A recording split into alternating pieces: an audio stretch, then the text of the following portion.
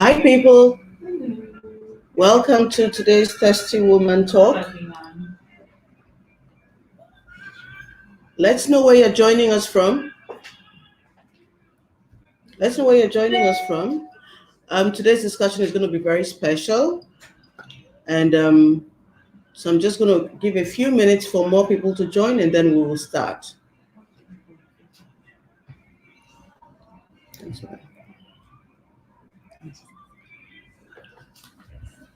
Let's know where you're joining us from. Hi. Hello, Matthew. West Hills, nice. JBY, I see you. Mo, I see you.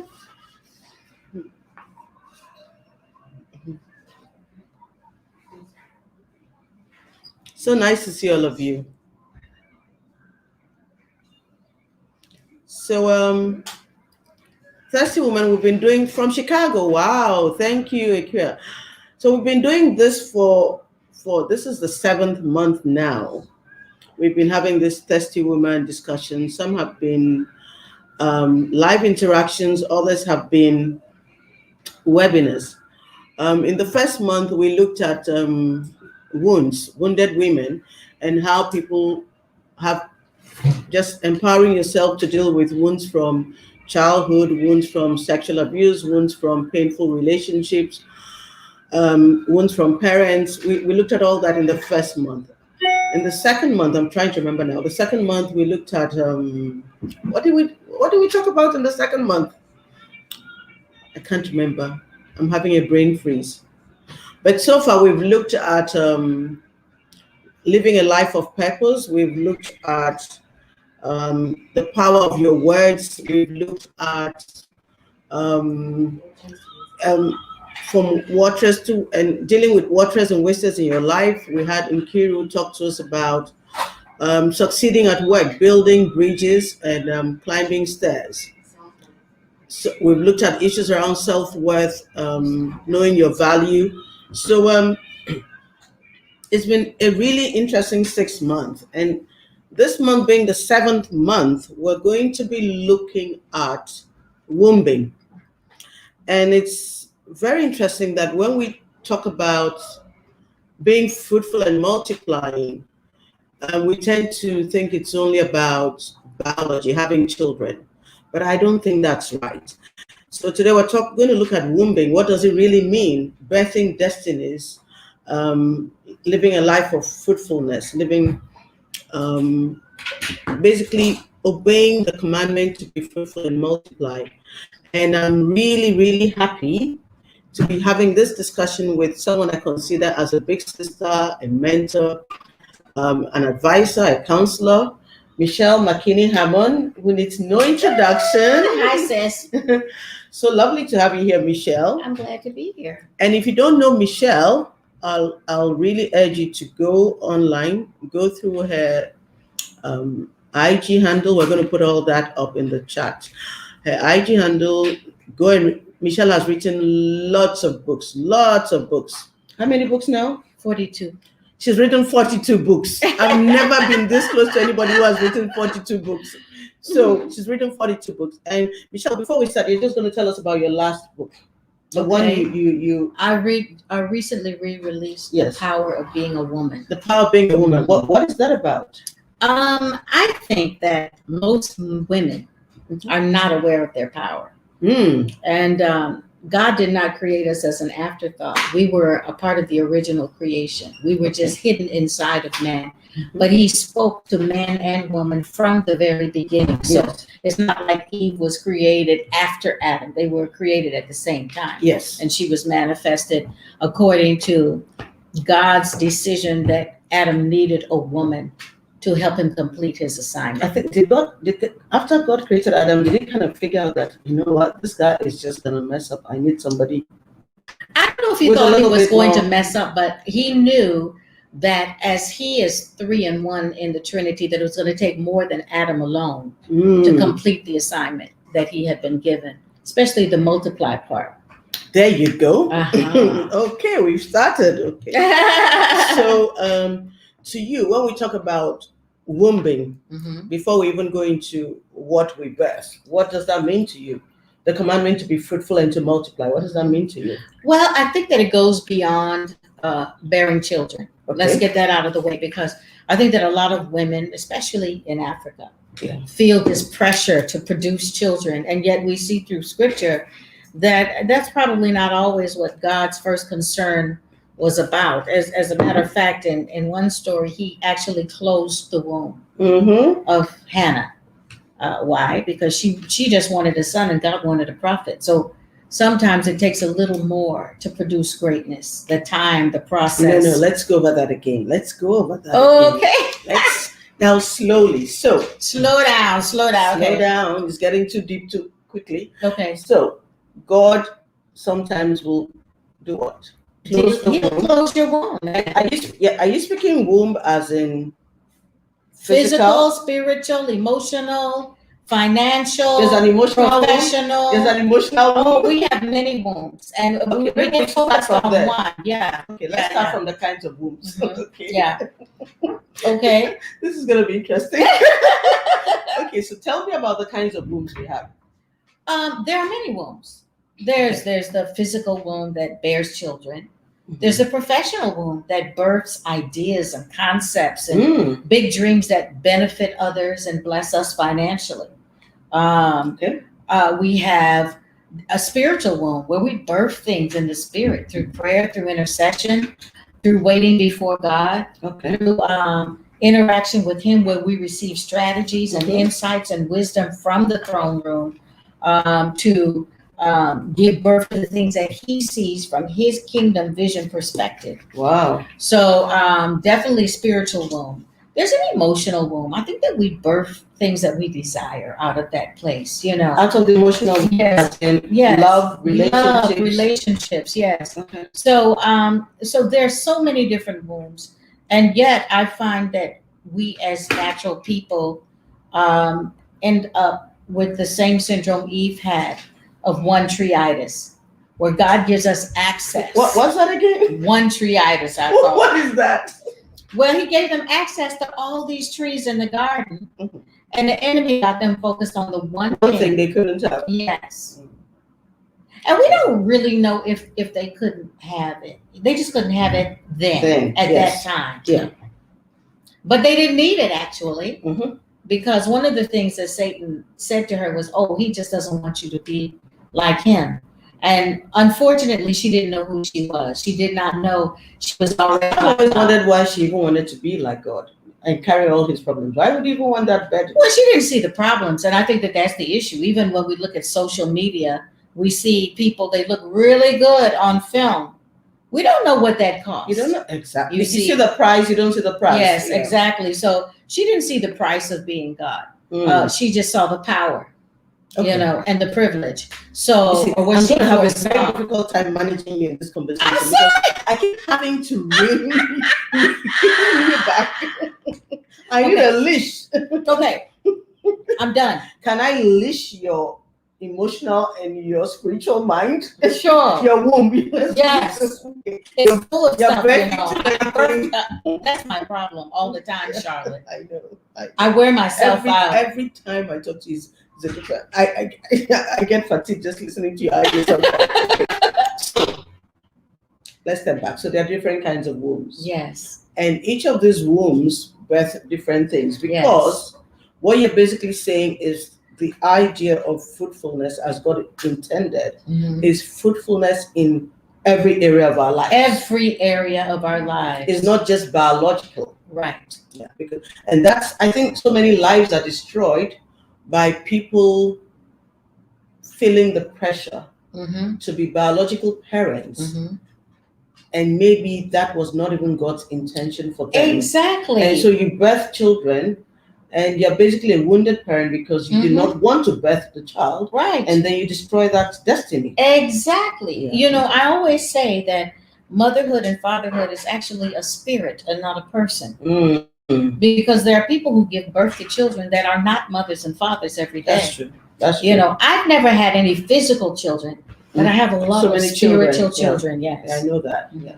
Okay. So when you talk about wombing, Mm-hmm. you've explained what wombing means to you. Mm-hmm. If we're going to focus on women, what is the spiritual power of womanhood? Mm-hmm. Why is it that the physical womb Mm-hmm. is in the woman? Does it signify anything other than the biological? Well, I think that God is too large to be contained in one person. Okay. And so he gave us the different aspects of himself in the man and the woman. The man contains certain aspects of God and abilities of God, and the woman does as well. When they come together, it's powerful. And that's why God has to be involved in the marriage process. Okay. Because he's doing a pairing to create a power couple for the kingdom. He wants marriage to look good because it makes the kingdom look good. You see? So it's very, very important that we not just pick people willy-nilly, but that we are really connecting with the person who's good for our soul as well as good for the purposes of God. That's deep. Okay, so now when it comes to birthing, let's take what you meant by the economic womb. So birthing an idea, birthing a business idea, birthing a product. What does that entail, and what should we know about that process? That it's a process. You said the word. Okay. It's very important to know that things don't just happen. Greatness doesn't just happen. Okay, there's a A lot of stuff just happens, but is it greatness? Is it really sustainable? Is it a tool that can be used for legacy's sake? Is it permanent, or is it just a one-hit wonder? When God gives us visions, when he gives us dreams, when he plants that seed in the womb of our spirit for us to birth, there is just as in pregnancy, there is a time of germinating. There's a time of growth. There's a time of development that takes place. Time. Now, and God's timing is not the same as a person's, as our time. It says his day is as 1,000 in him. He's got all the time in the world. We tend to, have him locked down into time fragments. I tend to believe that time is man's measurement of God's infinite space. Okay. So he's not so concerned about the time. He's more concerned with the character being built. He's more concerned about specific things being in place so that when he bursts that thing out of you, it's sustainable. It's a life that is sustainable. Okay. I think I get you, but okay. Let me try and say it in a simpler way. Okay. Today you're up there. Really, I had too much for lunch. I don't think so. Okay. It's a spiritual It's just height. what I think. It's a spiritual height. I need to bring it down. Okay, so this is, there's the verse in the Bible that talks about seed time and harvest. And on one of the earlier Thirsty Woman sessions where we had Pastor Coker, the way he explained it was seed, time, and harvest. I've always read it as seed time, the time to plant, and then harvest. You harvest. But there's something in the middle. Yes, he said it is seed. There's a time for the seed you plant, and then time, and then harvest. Yes. The time bit is where you really have no control. I think that's what you're saying. Right. So even in birthing a product, pregnancy, an idea, pregnancy, there's a time when the seed is implanted. Right. Then there is time. Right. And if you birth the it waiting too early, period, if it's premature, that's a preemie. Preemie, it's a very fragile thing. It may live, it may die. Yeah. It's a lot of work taking care of it. Exactly. Yeah. So we have to, I always put it this way in simpler terms.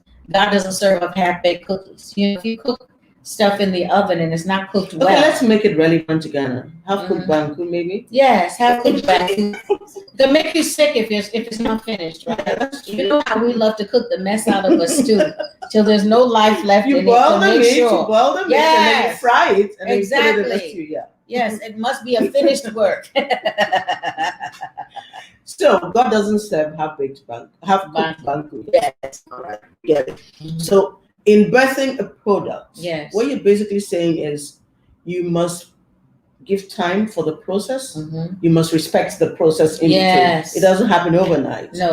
And some of the things that we want that don't happen is because we are actually not, God knows we are not ready yet for it. Right. We have to have the We would capacity. abort, we would miscarry the child Exactly. if we birth it too early because we're not ready to manage the child. Right. Can you imagine, Charlotte, if you found out you were pregnant today? God forbid. We're Lord, past no. that series in our life. But if you discovered you were pregnant today, and then all of a sudden your body ballooned like the next day to the 9-month point, what would happen to your body? I'll freak out. No, to my mind, I'll freak out. Yeah, but your body would be in a state of chaos as well. I'm worried about my body, my mind. Your mind, yes, exactly.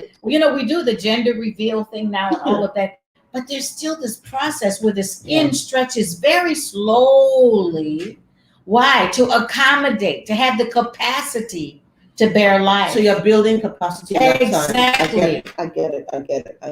Okay. Mm-hmm. So to successfully carry and birth a great destiny or a great product, there must be Capacity. time. You must build capacity. You must respect the process. Mm-hmm. And allow the work to be finished. Okay. How do you deal with obstacles you meet in the way of during that process? Well, rather than fear them, rather than bemoan them and say, oh, why is this happening? I think we should get excited.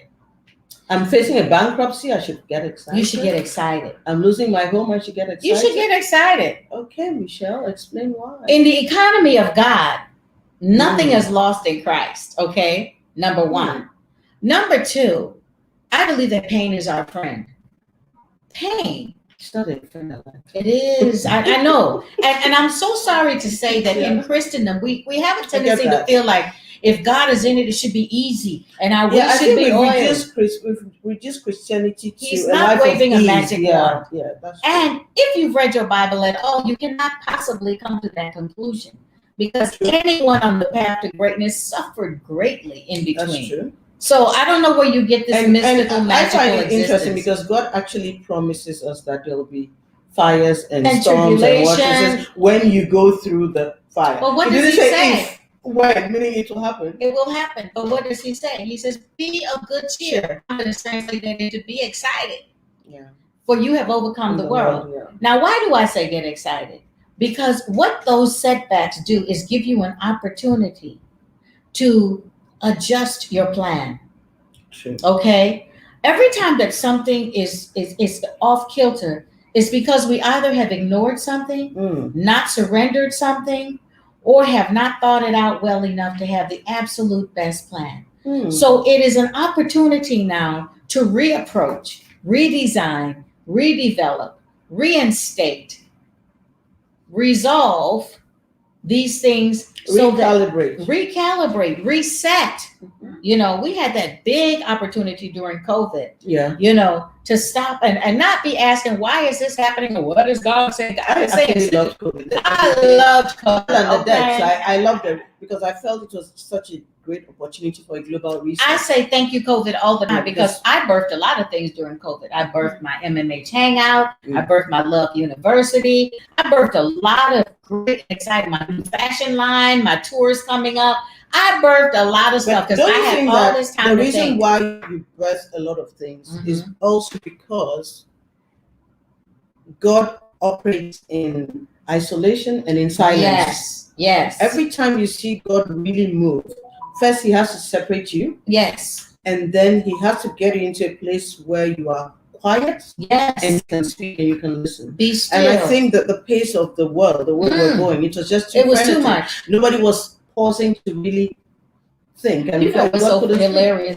I was, unto him who's able to give us exceedingly abundantly above what we can ask to think. I told God, I need 2 weeks where I have to do absolutely nothing. Just 2 weeks. You brought COVID on the world. I said, Father, I'm running on E. I am at the end of myself. I really need a break. He said, good, I'll give you 7 months.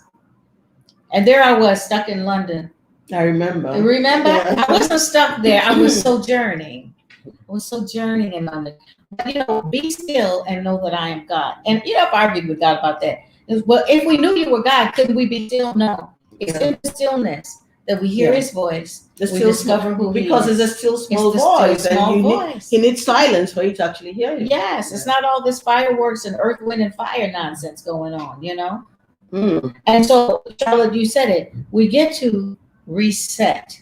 And that only comes from being set apart and getting straight. See, but that's a whole other discussion. We have to have another hour for prayer, you know, because I think that a lot of people. You have 2 hours. Okay. Done 20 minutes. Okay, good. Well, you know, prayer, I think that we've misappropriated that as well. Because we think that prayer is us pressing into God's presence. No, now shouting at God with a clapping of the feet. Clapping of the hands, the stomping of the feet, telling God what to do. How did you tell the creator of Apple how to use this product? Didn't they create the iPad? So now can you imagine what the creator of the iPad would do if you were to tell him? He would laugh. You know, I think even the demons laugh. I'm sorry to say, because they're like, these people are so stupid. Isn't it? I don't want to use the word failure. Isn't it the confusion of today's Christianity that I always feel we've reduced God to Santa Claus, Father Christmas. So we just go every day with our list, and we never really step back to say, what do you want of me? Right. You know. So and then it's only when the hardships come, right. Even that we're like, why me? Right. It's never, what are you trying to teach me out of this? Yes. You know, I really had a major mind shift. I've been talking about it before, but now I'm adamant about it. Okay. And that is shifting from this personal empire mindset to kingdom mindset. What's the personal empire mindset? That's when I'm building my world. I am making myself comfortable. I am accommodating my flesh. It's all about me. Going to make basically meeting your own needs and your own desires. Exactly, making myself feel good. It's about propping myself up and doing what I think will make me happy. Okay, but isn't it interesting that God's description of what makes you happy is not like what most people say about what did God say about that? He said, blessed are the poor in spirit.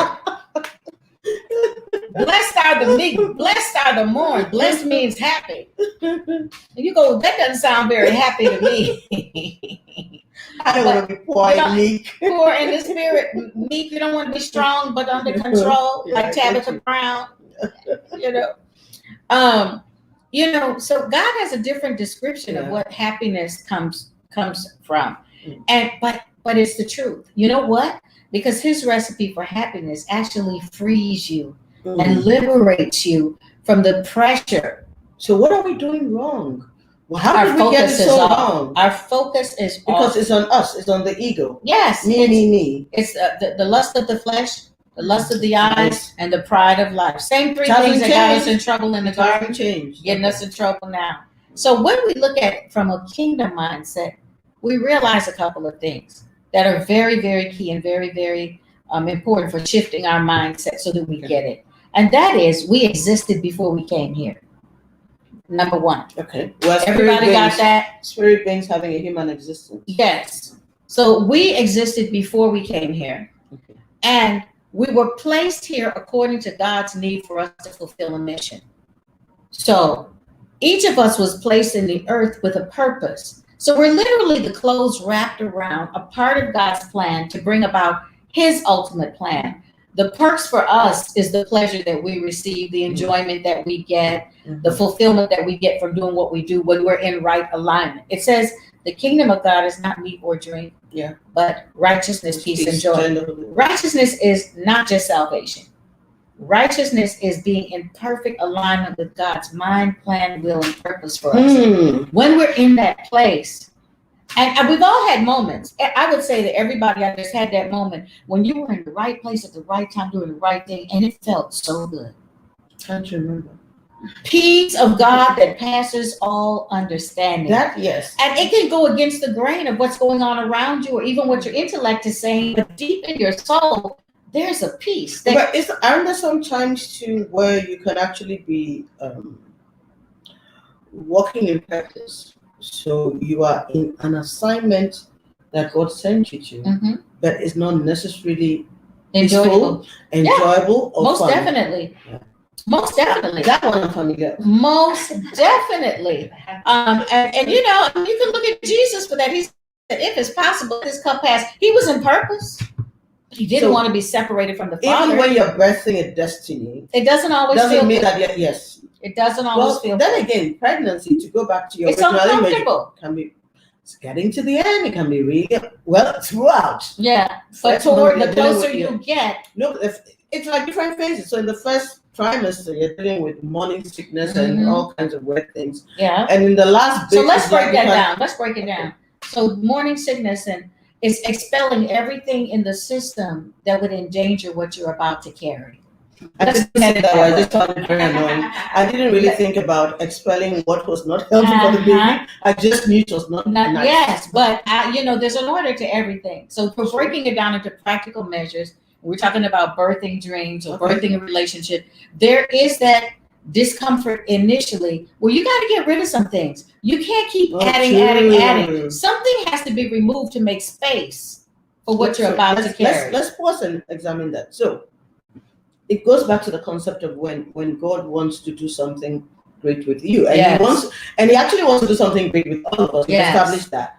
There would always be a time of separation. Exactly. You must be separate from some things, some people, some environments, and even Abraham. Yes. The first thing he did was to take Abraham away from his kin. And when he decided to take somebody with him, guess what? Nothing happened till he had to split. And even that he had to split because Lot caused a lot of trouble. God didn't say go with Lot. He chose to go with Lot, and eventually they had to split before things could start happening. Exactly. And did you notice that if you look at the record of it, God didn't talk to Abraham again till Lot left. After Lot left, that was the first time God spoke again.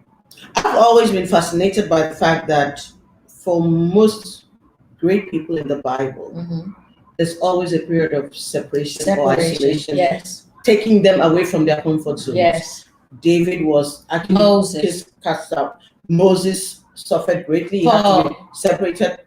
So it's very recurrent. Yes. Even the Esther we forget was an orphan taken into married. Now we try to romanticize it, but the king was not a Jew. Right. Married a pagan king to bring the liberation of the people. And Naomi had to leave her people.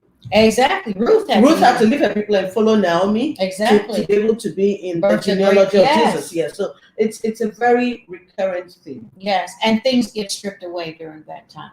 So I'm going to call that morning sickness. So that's the morning sickness stage. When you're birthing anything great, God has to strip you of something. Yes.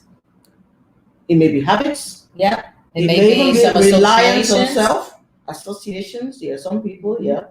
Bad thinking, wrong thinking. Mindset. So why is it that especially with the people, the association bit, we're very resistant to it? And sometimes it's like God is tearing the person away and we are holding on. Well, I think that we're creatures of habit, first of all. We love what's familiar. Sometimes it's a job. Yeah. You know, I mean, there are many people who sit at jobs and complain all the time and won't move. Yeah. And it's the fear of the unknown. You know, and so the fear is opposite of faith. So it means that we are suspicious against God about something. We don't trust him. And yet it says those who come to God must believe that he is and that he is the rewarder of there's another translation that says that he cares enough to care about the things that you care about. So there's a suspicion that will God really catch me? Did you ever play that game in school where you were supposed to fall back as the person was supposed to catch you? Yeah. And there were certain people you knew they would drop you, so you didn't fall. You didn't. Hey, okay. So it doesn't change in life. Yeah, it doesn't change. So there it is. God, are you going to catch me? Are you really going to catch me? I'm going to sit here. So wait. So when we decide to focus on some people in our lives that we don't want to let go, is really a lack of trust in God. Yeah, and wrong thinking that something's better than nothing in some cases. Is that why some women still? Oh yeah, you know, I mean, it's their validation. Yeah, men too. We do the same thing with jobs. It was interesting. A man was on IG and he was leaving his job, and his wife asked him, "How did it feel?" And he said, "I don't know. It's been my identity for so long." Yeah. So he had lost himself in the job. Yes. And so our identity is at stake with some relationships as well. I've always hated it when my identity was tied to a particular job, because I just think jobs are seasonal, and at some point you'd move on to something else. So I hate it when people are like, or their whole sense of self, lawyer, sharp. I think it's not your identity, and you need to go deeper and find out. But you know, it's normal. I mean, I think it's an easier route for the world, for everybody. Yeah, but people do that to us too. You know, I mean, when I first moved to Ghana, I thought to myself, oh, nobody really knows me here. I'm a best-selling author, and I'm a TV host, and I've won Emmys and done all this stuff in the States. And so there was God was trying to strip you of all that. Yeah, he stripped me down of all of that. Nobody knew who you were. Nobody knew who I was. I was everyone. Right? But, you know, actually, after a while, it felt good. You know, I could just do whatever I want. I could go out and wake up. I didn't have to look cute. One of the reasons why I've loved COVID is for those same reasons. Yes. The mask. I'm sure I'll be wearing the mask 5 years after COVID is over. I'm telling you. Hey, have you noticed everybody looks cute with a mask on? Yes. And then when they take it off, sometimes they're like, woo! You shall behave. Okay, all right. I have to rein you in. I have to rein you in. Okay, so we've established that everybody has a purpose. They need to birth. Everybody's on this journey. Sometimes God needs to separate you. Morning sickness. So then the process and the challenges in the process would be like the second trimester. Yes. So tell me what happens in your body then, because I've never been pregnant. Trying to remember what happens in the second trimester. Usually, if there are no challenges, then that's really probably the most comfortable. It's just growing. It's growth. Yeah, it's growth, but it's not alarming. It's not unless you have a baby like one of mine who refuses to be growing inside, then it gets alarming. But normally, it's a period of growth. Right, and it's good that you brought that up too, because you can be moving along with a business or a dream, and it's growing at a consistent pace, and it feels really good. Sometimes it's not growing, and then you have to stop and go, wait a minute, what's going on here? You bring in a change management team to assess the workers, the product, the project, the method of methodology that's being in place to see if anything needs to be adjusted during that period, right? So that's the good part. Okay, let's move on past growth. Let me bring up this part too, that it's interesting when God talks about the garden in the sense that he says we're the vine, he's the gardener, and that he cuts us back. The pruning. Yes, the pruning when you bear painful. Fruit. And I was like, well, that's just crazy. I mean, why would you wait until the fruit is coming? I'm a gardener, so I actually understand that. Yes. So it's important to share that with people because everyone's this is not what a gardener. happens. Yes. When you have certain plants and they're growing, if you want the plants for some of them to branch out, you have to cut, you have to prune. And you usually prune when it is fruitful. It's looking good. It's looking good. It's very painful, but you have to prune. And when you prune, then the shape changes. The growth, then it can expand. Also, that's good. You need to stop right there and think about that. You just need to think about what she just said. I had a vine at the back of my house, and it was really growing lush. Lots of beautiful large leaves, not a single grape.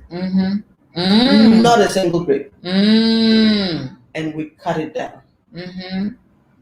And it started again. And the grapes came. Yes. And one of the things they will tell you in gardening, there's something called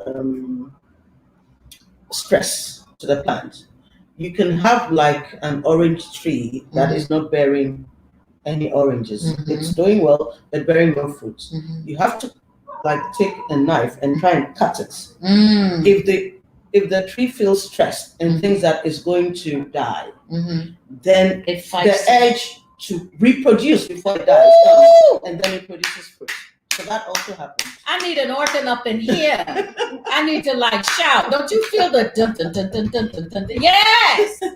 Yeah. So that growth stage, those things can happen. So the pruning, when God talks about the pruning, I get it. And for me, the pruning has always been people. I don't know why. Yeah. It usually is for most of us. He normally has to just remove some people. Yeah. It happens. I'm going through that too right now. And every time I see that God is removing, but He always several people. replaces with No, better. I always know that it's there's an advancement that Yes, is imminent. yes, Yeah. another level is Yes, coming. yes. Yeah. So that's why I said, when you brought up pain, what you could do, I said, get excited. Yeah. Because it is inevitable that if we trust God and we're have an open ear to hearing the keys and the strategies and the direction that He's giving, that ultimately that pain will lead to ecstasy if we follow the path.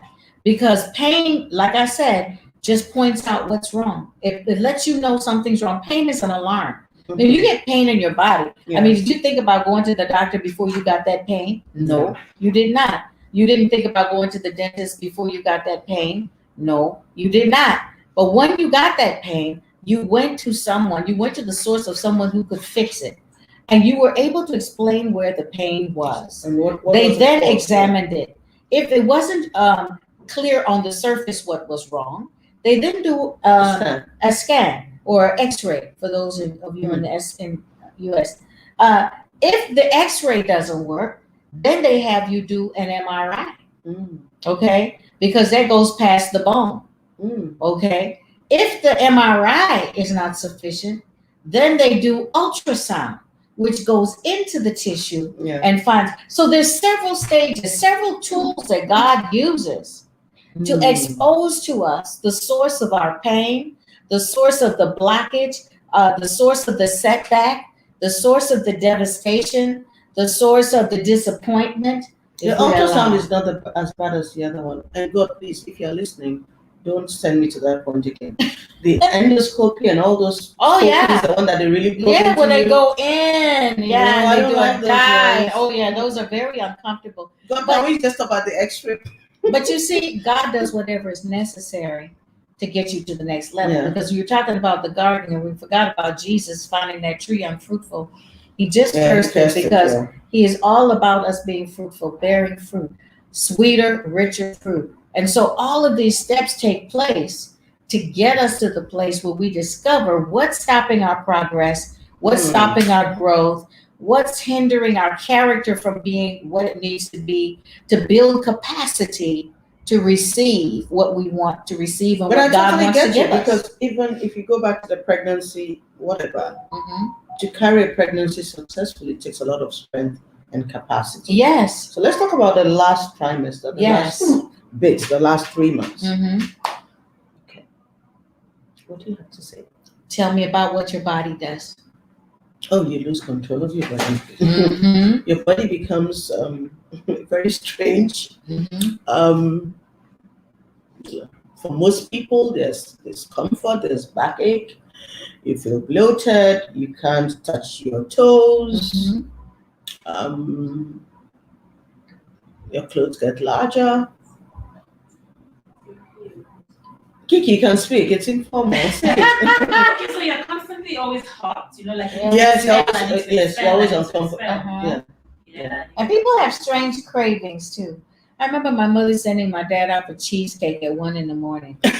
And then by the time he came back, she was over it. She didn't But I think that what's happening is that God is now showing you who's really in control. Number one.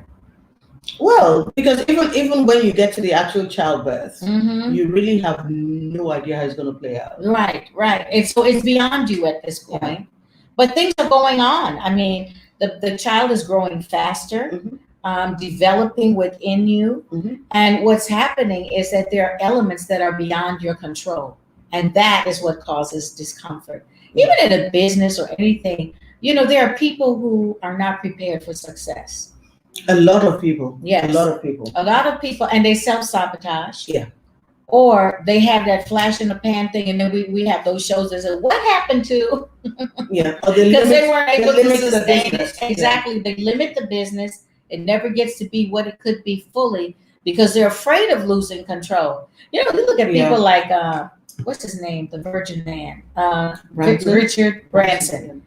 I mean, I sometimes I'd love to meet him and have a conversation with him. What goes on in that man's mind? Because he's ever expanding. You know, now he's doing this whole space thing. He's going to space now. And then he's going to have people going to space. You know, his mind never stops. The trick, and if you study him and you study the Bezos and all the Elon Musk and whatever, I think one of their greatest tricks is that they do not allow the businesses to be limited by their capacity.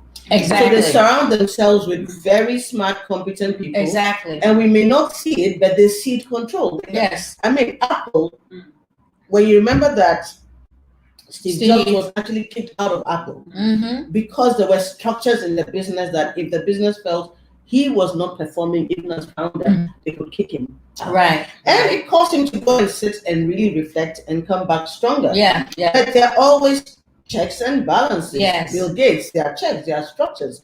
Even for the foundations, where it's your own money you're putting in there. Right. The challenge we tend to see here is that most people want to be the boss. Right. And take all the decisions and be in control. And so they limit the business to themselves. Yes. Delegation is lacking. We don't delegate. You know, we don't empower other people. That happens even in ministry. You know, people more so in ministry. People don't believe they're going to die and leave here, and there's no succession plan for most churches because there's a succession plan. The funny thing about no, they don't have a succession. They have family business. They don't have a succession plan. That's a succession plan. What I find amazing about the church, especially globally, is that most of the founders are people who got picked from nothing. Exactly. Nothing. Exactly. And started this. And then it gets to a point that the church is so big that they think they are not in control. And you must now pass it on to your kids or your best friend, you know, anybody else there. How do you get more powerful than God? Yeah, and you create Eli's sons. We know what happened with that. Yeah. But that's a whole other. That's a whole other. That's another. You know, that's a whole other show. Michelle, right? Don't get me into trouble. Let's behave. Okay. So let's leave the sons of Eli. Okay, so we're at birthing. We're at the uncomfortable expansion. This is where we're expanding, and things look out of control, but they're not. They're actually on course, and that's what we have to remember in that last trimester. That you're on course. And the discomfort is also preparation for you to be willing to let go. Because see, what do most pregnant women say? All my friends always say, I can't wait for this baby to get out of me. Okay. And so God literally sets us up to have a divine discontent, divine discomfort, so that we'll be willing to let go of certain things in order for the birthing to be complete. So you've got to you get to a point where you're growing, the evidence is there, but you've got to be willing to lose control in a sense in order for the next stage to happen. And that is the actual birthing.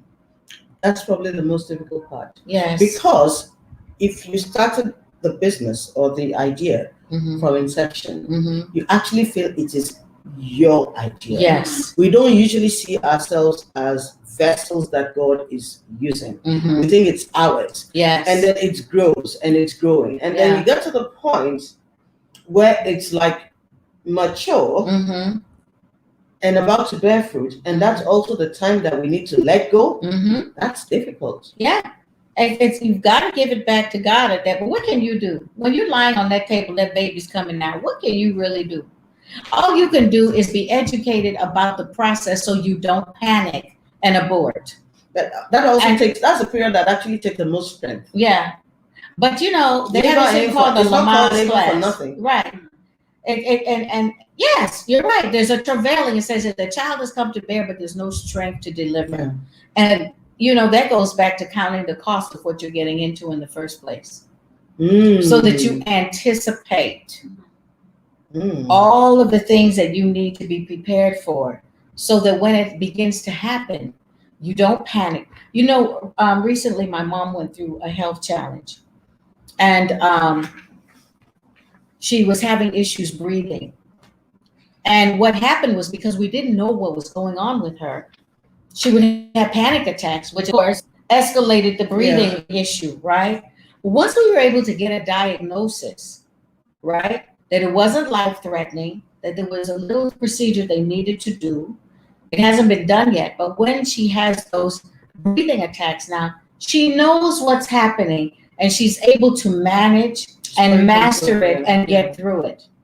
And that's what a Lamaze class is designed to do with pregnant women. We don't have that in Ghana. They don't have that in Ghana, but so. some of them probably do. But in the States, they have this thing called a Lamaze class, and all the pregnant women go to the class, and they tell you everything your body is going to go through before you give birth to this baby. They teach you how to breathe. I think in Ghana we're doing that once a woman you must know. You call Maternity it class. We don't have Maybe maternity special class. breathing exercises. no. This is the birth part. Sorry they guys, just- we have Okay. an audience in the room as well. Yeah, but basically what happens is they tell you, okay, when you breathe like this, you're supposed to breathe. And you bring your husband with you, and your husband or your best friend or whoever you decide is No, going this is not to be Ghana. your coach. Ghana, I'm they're telling waiting you. to slap you. Push. Yeah. So they tell you how to breathe. Yeah. And what the breathing does is it levels It out makes the you feel in pain. control. Exactly. Yeah. So it gives you control. You're still mastering even though your body feels out of But I control. think even without the Lamaze classes, when you're going through labor, you know that for most women, that breathing is a large part of it. So right. you need to breathe and then hold it and use that breath to But if you don't know, push. the pain is all greater. over the place. You Yeah, see, yeah. so that's the part that I want to bring in here is that you Yeah. need to understand the process so that you're not panicking along the way. When shifts happen, I have a music ministry, and there've been some shifts happening lately, and I've actually been quite calm about it. It's been annoying, it's been uncomfortable, but I have an expectation that God is doing something greater. So I'm pressing in to say, okay, God, what would you have me do during this time? What adjustments? Because this is really yours. Yeah. I'm just supervising your work. So what do you want done here? And that gets me back to what I was saying about kingdom business. If we realize that we were here before the world began in the mind of God, that he had a whole plan scoped out, a picture of what everything was supposed to look like. And he picked Charlotte and he says, okay, I'm picking Charlotte to be an attorney in Ghana because I need her to be in place to oversee and, do this whole election thing because I'm going to be working out something there, And so in his brain, he had it all planned out. And you were the clothing around that particular purpose. Okay. So now, if Charlotte decides to go off and do Charlotte and forget her assignment as ambassador from heaven. Wise idea. Okay. The example you gave, it may not have been so perfect. Oh, okay. Well, So let's still obedience. Okay, I'm gonna just continue on, Holy Ghost. So when Charlotte decides to just do Charlotte, I'm not feeling this. Yeah. We don't walk by feelings, we walk by faith and by assignment. Okay. So now Charlotte decides to do Charlotte. So Charlotte gets out of alignment.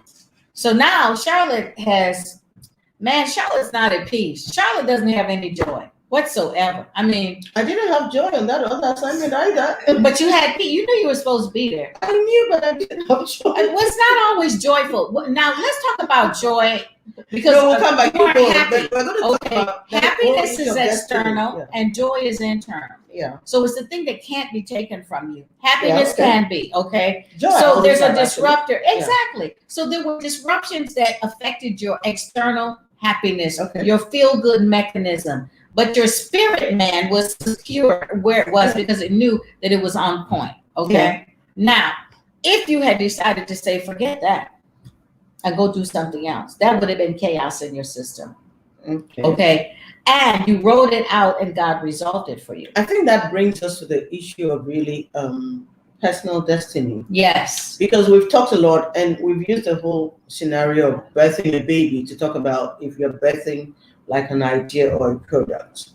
Right. But when it comes to that's something when you're birthing an idea, a business project, it is there's some consciousness, there's some consensuality from your side. You want to do it. Yeah. This is what you feel God is leading you to do, or what you've always wanted to do. But when it comes to destiny, it's a bit different, isn't it? Because first you have to figure out what that destiny is before we now talk about birthing that destiny. So how do you figure that out? I don't know if you can know what that destiny is, to be perfectly honest. Mm. I don't think that a Rosa Parks, planned to sit on a bus one day and say, I'm not getting up. And yet that was a destiny call. She was just being Rosa. She was just tired. Let's that find an day. example from the Bible that everyone will be familiar with. Okay, Joseph. Okay. Joseph had a dream, but Joseph had his own interpretation of that dream. I think Joseph just wanted his brothers to like him and wanted his parents to respect him, didn't want to be looked at as the little spoiled brat in the family. So for him, the dream made him very happy because it answered the desire of his heart. He thought that it was the fulfillment of a personal dream, okay? But it was actually destiny, okay? Okay, so in the case of Joseph, let's use him. It's a great illustration. In birthing his destiny, what were the right things that Joseph did? One has always stood out to me, and that was the bit about not being bitter, whether against his siblings, whether against Mr. and Mrs. Potiphar later on, whether against there were so many, the butler who forgot him about him after he got out of prison. He was consistently not bitter. That has always stood out for me about Joseph. But what else do you see that he did right in terms of birthing destiny? And there are other examples of people who destroyed their destiny. So we can also talk about that. Oh yeah, Samson. Exactly. Yeah. So let's use and those two parallels are very interesting. Okay, so let's use those two. So with Joseph, I would say the things that stand out to me was consistency of character throughout. That's true. Lack of compromise. He never bent. And he had a moment where he could have. He could have said, if I sleep with this woman, my life could be really padded and easy. But he didn't. And Josephus, who was a famous Jewish writer, does a whole breakdown about that and talks about the discussion that Joseph had with Mrs. Potiphar, where he said, listen, I'm a good slave to you. If I sleep with you, it's going to change the dynamics of our relationship, and it will affect my ability to honor you as I should. It was a really deep conversation. He thought this thing out, but the first thing out of Joseph's mouth, and check this out, he said, how can I do this thing against God? Against God, okay? Now here he is. His brothers have sold him into slavery. He's gone from a pampered child to somebody probably cleaning latrines and doing things like that because they thought the Israelites were dogs. So they gave them the lowest positions. And yet Potiphar liked something about the way Joseph worked and elevated him in that place. But the bottom line is that God, I would say his bitterness, his inability to be bitter against God and compromise his standards and remain in relationship with God are the things that stand out to me, because he could have been mad at God. Let's face it, people never want to admit that they're mad at God. Why did God let this happen to me?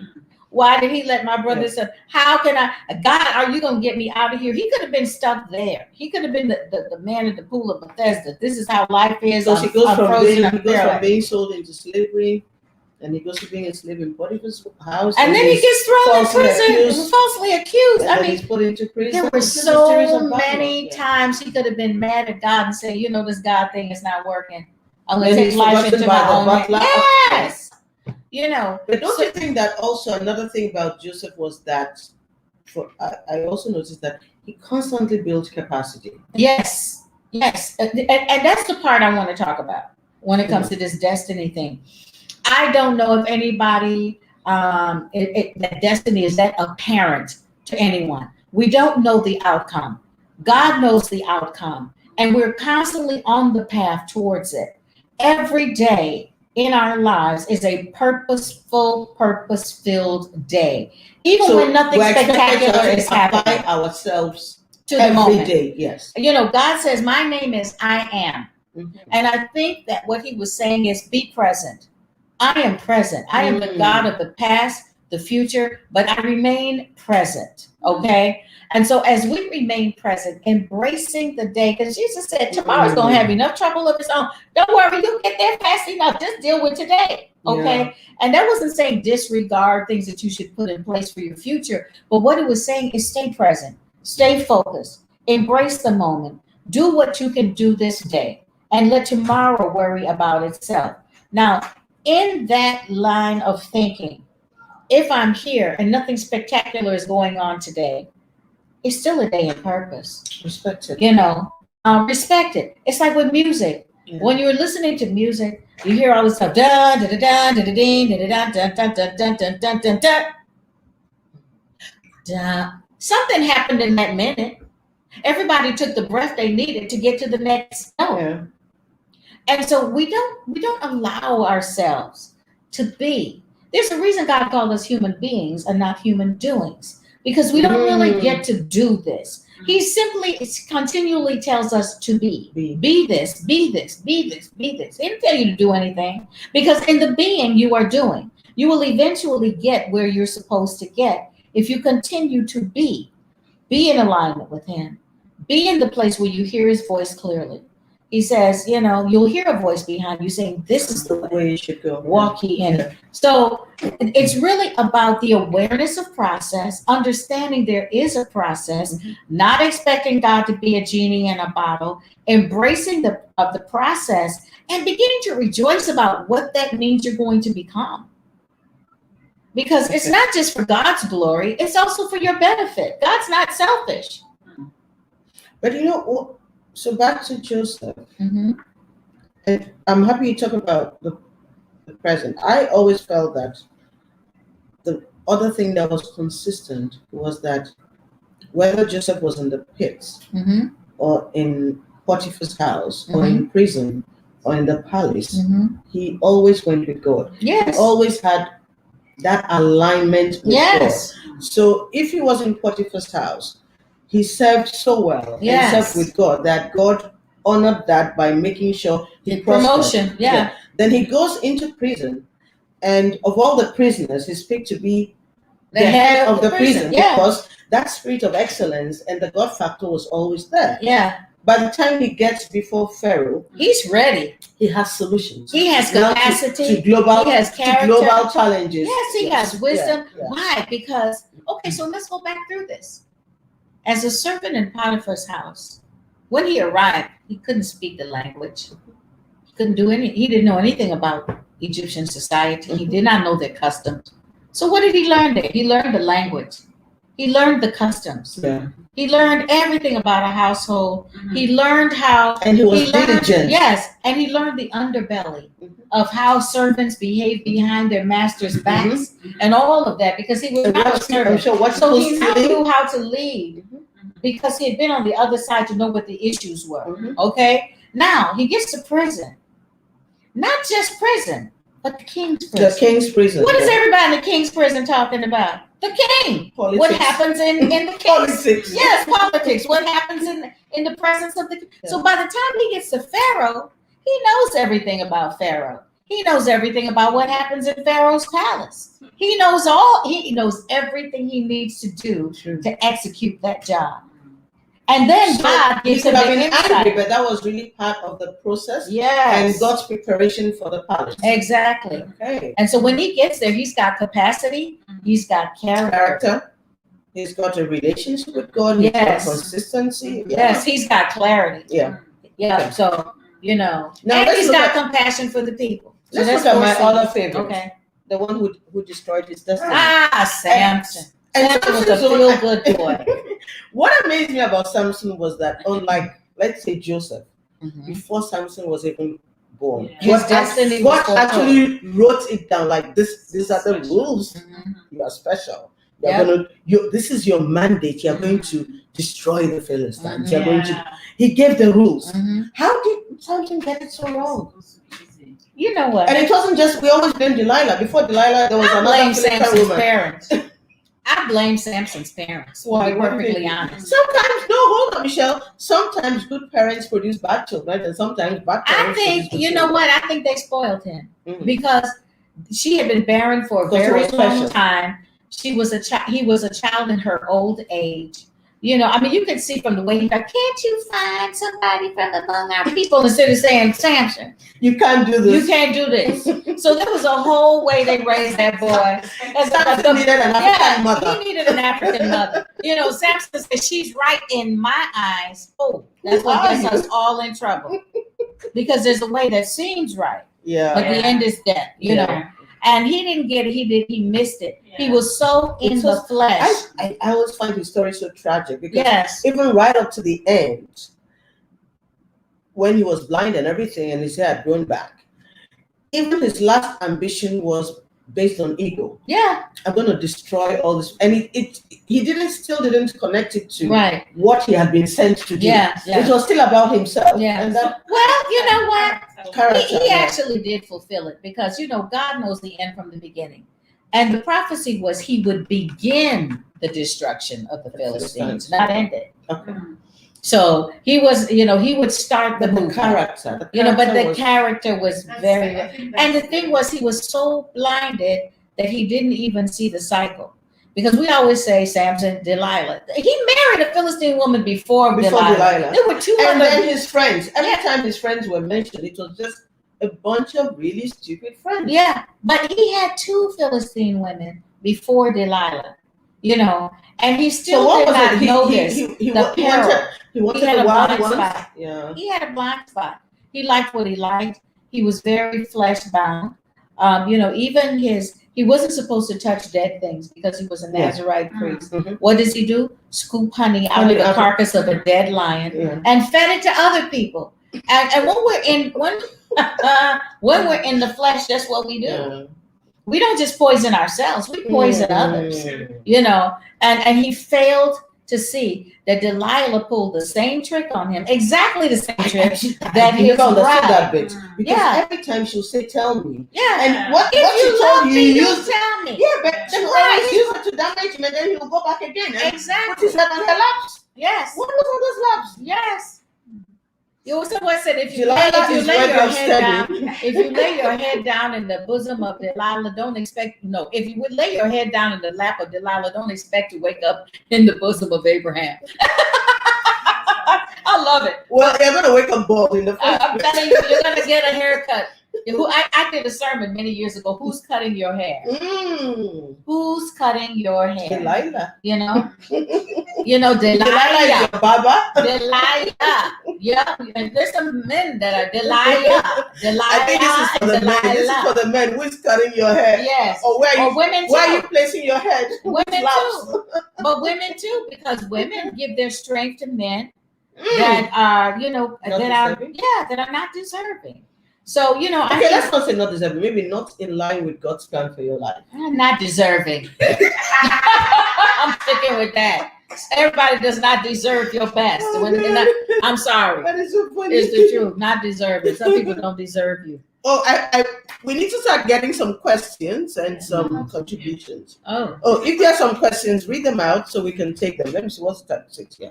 We'll take some questions and we can go back and do some wrap up. Yeah. I've given up recently because I'm just tired. I blame God for everything, even my misfortune. Eventually, I say that God should do with me anything He pleases. Is it okay to think this way? Although thinking this way never made me entirely happy, but it's helped me in some way. Wow. So we've got some bitterness. You've given up. You've given up. You blame God You for your blame God. misfortune. But I think if the person had told us what the misfortunes were, It doesn't matter. it may help. Because I'm just wondering, is it as a result of your own choices? It has to be. Because sometimes we make the wrong choices and then we want to blame God for the outcomes. Which And is we a forget that verse in choices Proverbs. carry consequences. Well, here again, I think that it's just misinformation that we have, that we blame God for things. Yeah. The first thing we have to remember is that God made us free agents. You know, when you have sports teams, you can be a free agent, which means you get to pick. You have free will, basically. Yeah, you have free will. Okay. Now, we live in a world that He's informed us is full of sin. So in that way, what that means is that bad things are going to happen to good people sometimes, because everyone's got a free will. The murderer has the free. God's not going to stop the murderer from killing. Okay. Now, but he can tell you not to go down that street if you're in sync with him. And you remember to You pray. understand. Okay, I can use myself as an example. I was walking down the street one day, and I really clearly heard, you need to cross the street. Well, I wasn't at the corner yet. And I remember arguing with the Holy Spirit. Oh, but if I cross here, I'm going to get snow in my boots, and it's going to be a mess, and da-da-da-da-da. So I walked to the corner. And I got hit by a car. Oh, that accident you had. Yes. So 3 operations, bed bound a year and a half later. Could have been mad at God. Who's the smart one now? And Why I would it said, matter that he told you to cross the street? he told me. Yeah. So, some we go, something said, no, someone was trying to tell you something. So there's a sensitivity to the Holy Spirit we have to have. Although I'm going to say this also, we are not exempt from trouble. Okay. Paul ended up, the one who wrote the New Testament, most of it, ended up in jail. Okay. So there are things that God allows based on purpose, not your Like we pleasure. just talked about with Joseph. Exactly. Purpose versus pleasure, personal pleasure. You got to work this thing out, that we are here for a greater purpose. And if we see the purpose, it makes it all, Paul said, I count all things as dung. He didn't care what happened to him. He said, I had this affliction. I prayed 3 times. Please take it away. And God said, my grace is sufficient for you. Why? Maybe that thing needed to stay in Paul's flesh to keep him in check to do what he was supposed to do. Only God knows. And we've got to stop seeing these things that God does and says no to as restriction and see it as protection. See it as his way of keeping us on the path of his purpose that brings us ultimate fulfillment, because it brings pleasure to the heart of God. So with this question, So in this question, she's talking about misfortune. she's talking about and it misfortune. just may be part of the process. That's what Yes, I'm saying it's part of the process. So Embrace let us it. stop asking why and let us change the question. Because I have found when we ask the wrong question, we don't get an answer from God. We don't hear anything. I think He's you should be waiting. asking what do you want me to learn out What do of you want this? me to learn? How do you want me to proceed? Yeah. How do you want to glorify yourself in this situation? What are you going to do, and what am I responsible for? Because we are now in partnership with God. We are the arms. We are the But only. she did say at the end, I'm assuming it's a female, that she has submitted. It's like It's kind of like, do whatever you want to do. God actually likes that. No, but she's saying it as she's sarcastic. Depends on It's just like, go ahead. It's a man. Well, if he can try to say that in a more positive way, instead of saying whatever, Lord, now it's like, okay, I've reached the point where I can't fix this by myself. I can't go on God without loves that you. part. Now you step in. God loves You that step in place. and you take control. When you come to the end of yourself, you come to the beginning of where he wanted you. Yeah. So now what you need to do is, first of all, say, God, I've been mad at you. Forgive me for being mad. I forgive you. Okay? Release yourself.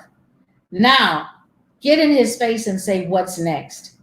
How do you want me to proceed? What do you want to get out of this situation? Because obviously, I had the wrong mindset about it. I had the wrong expectation. Because any time that we are depressed or disappointed, we've started with the wrong expectation. Okay.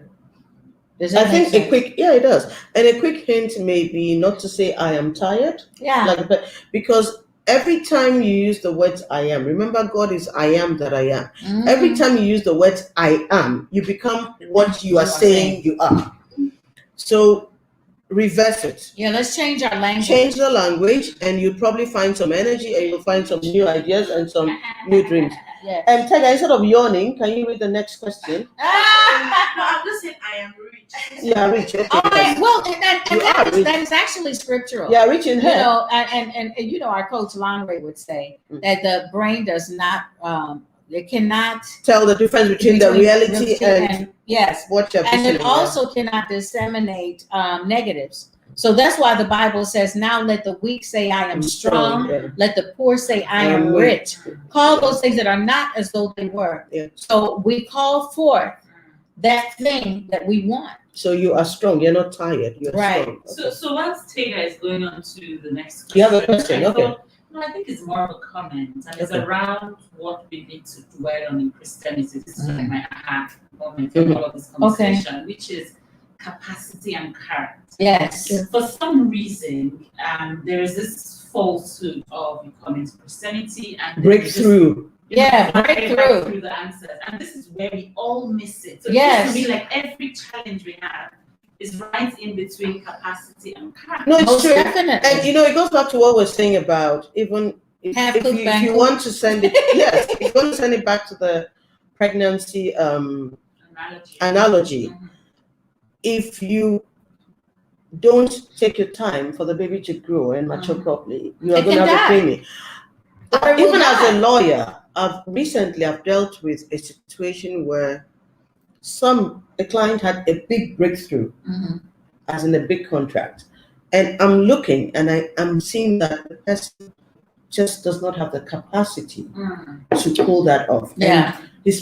And every time I'm like, this person is punching above his weight. I would have wished that the person had a smaller contract and had grown into the big leagues. Right. So it's been very difficult watching them try to manage this and trying to support and guide them so that they don't smother this baby Mhm. too early, because it takes capacity Yeah. to manage contract of a certain level. So when Christians are praying for breakthroughs, Are they ready for what they're praying for? sometimes you don't have it because God knows You're you not are not ready. ready. You smother that child. Right.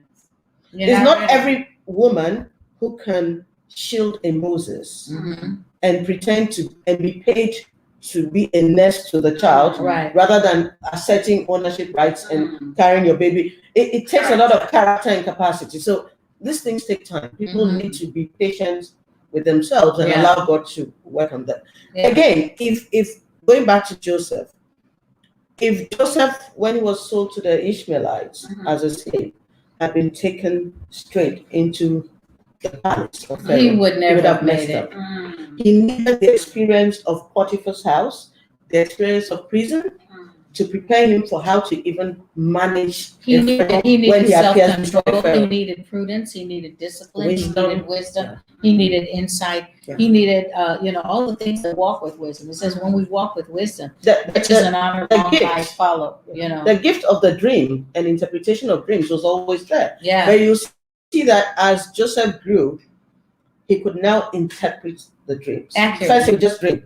And then as he kept dreaming and interpreting, even with the butler and the wine press and all that, by the time he got to Pharaoh, he could now give solutions to global problems. Right. It's a process. Yes.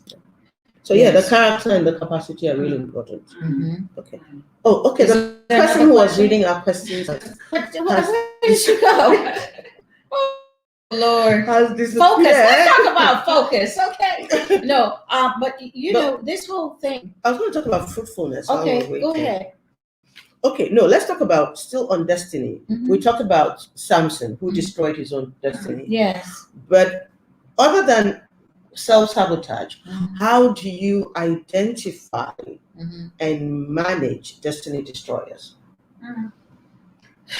Well, I think that it's always simple. Whatever is of God gives life. Mm. Whatever is not of God gives death. Mm. So you have to look at the situation. Is the situation sucking the life out of you, or is it invigorating and empowering you?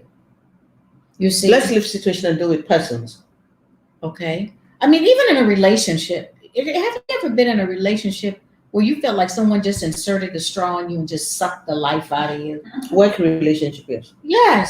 Yes. So that's what I'm talking about. And that can happen in work relationship, personal relationship, even family relationship. Sometimes even church. Yeah, and church as well. And here's the thing. I don't know why people, they will go to a church for 100 years and hate every Sunday.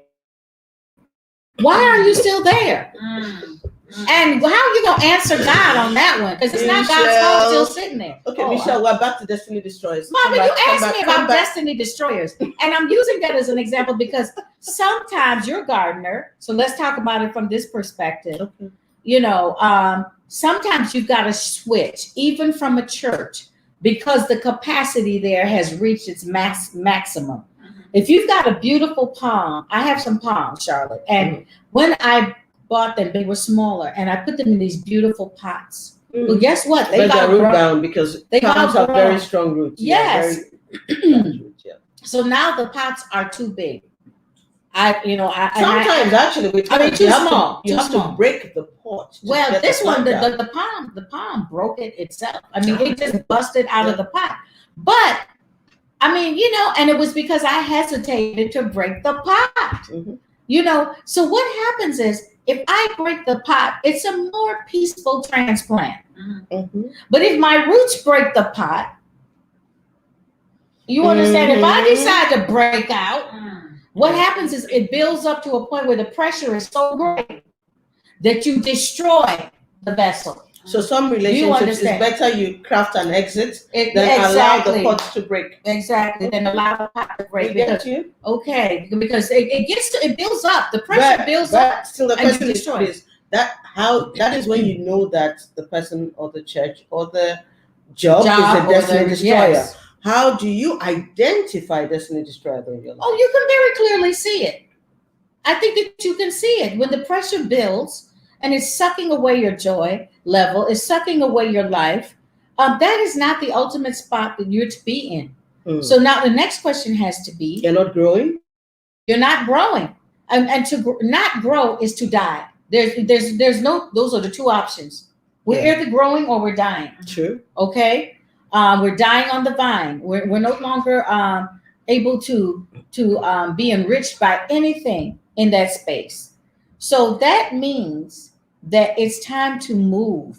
Notice in Scripture, Charlotte, that before anything great happened, God, you said separated, but He also removed them from the familiar place. Yeah. Abraham had to leave where he was. Joseph had to leave where he was. Moses had to leave where he was. Esther. Daniel had to leave where he was. Esther, Ruth. Even Jesus had to go be taken to Egypt. Had to go to Egypt. Paul had to go to Egypt. Yeah. So before anything happens, there's usually a breaking away, a casting off of the familiar to move to new ground where you can be replanted and have the room to grow as you should. Okay, if you find that you have taken the wrong path in life, in destiny, you've missed your way completely, is it possible to do a comeback and get back on the right path? How do you do that? Well, you stop and you embrace the wrong. First of all, you acknowledge that this is not the right direction. Okay. If I can use a GPS, for example, when we get in the car, we put in where we want to go. We're driving along, we're listening to the voice, then we get a phone call. We get distracted. Or sometimes you even decide that, no, I know this better doesn't than feel the right. GPS. I know better than the GPS. I'm not doing that. So I'm not going to follow the voice. I'm going to go off on my own route. And I realize I've missed my turn. And now I am someplace going in a direction that I don't want to go in, or is not taking me where. And the first thing is you have to actually stop.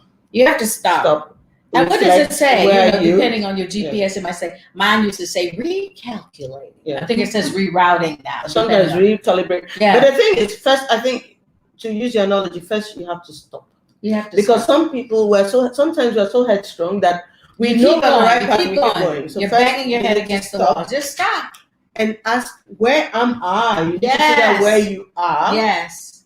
Acknowledge that it is not where you want to be or you're supposed to be before you now start the rerouting. And what do? You're really happy to hear that voice now. Yeah. Because the voice is going to get you back on track. Yeah. Right. And driving in a tune with that voice, but also hopefully you learned about where you took the wrong direction so you don't repeat it again.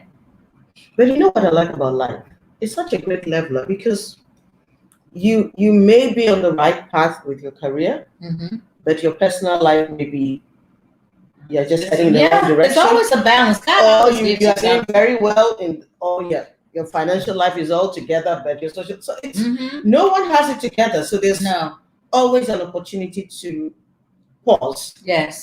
and and check where you are in reroutes. It's Mhm. not as in some people have it Right. totally together, and Right. some people, But I just want to just press in on it. Own your stuff. mm, Own it. As embarrassing and as painful and uncomfortable as it can be, yeah. there is great strength and courage in owning yourself. Only when you own it Mhm. can you do something about it. Mm, that's true. Denial is not just a river We have in another Egypt. question. Okay. You know, it's a place where a lot of We've people answered live. this one already. What happened to our Okay, let me question read it. person? Oh, Let you me can- read the question because I'm not sure. I have given up recently. Given up? Oh, because I'm just tired. That's the one, isn't it? No, this isn't the same one. Yeah. I blame Yeah, God that's for the everything, even my Yeah, that's it. misfortunes. Okay, so we've answered that one. Okay. Is there any other one? You can tell them to start asking them. No, we need more questions. Send in your question. Mm. Thank you, Hillary. I'm just seeing your comments. Haven't seen you in a long time. Hope you're well. Mm-hmm. We need more questions. Mm-hmm. It's someone people who can ask you questions. Yeah, IG has been very quiet today. Where are my IG people? Well, they're talking. They're all talking. Okay, while They we're just waiting didn't for ask questions, let me just announce, and then we'll go and we'll deal with the concept of fruitfulness. Okay. For next month, our guest is Mrs. Mona Corte, and we're talking about the wealthy woman, how to build wealth, how to pass wealth from one generation to another, things like that. Okay. And in September, we're going to talk about surviving the storms of life. Mm. And yours truly, Charlotte, I'll be speaking to myself. No, I need to find somebody. I need to find somebody to speak to ask me the question. So Just know that Jesus is going to meet you on the other side. Babe. Amen. So Okay. August is the wealthy woman, and September is surviving the storms of life. Mm. So we need your questions, and if you haven't checked out Nuggets, please check out our Nuggets.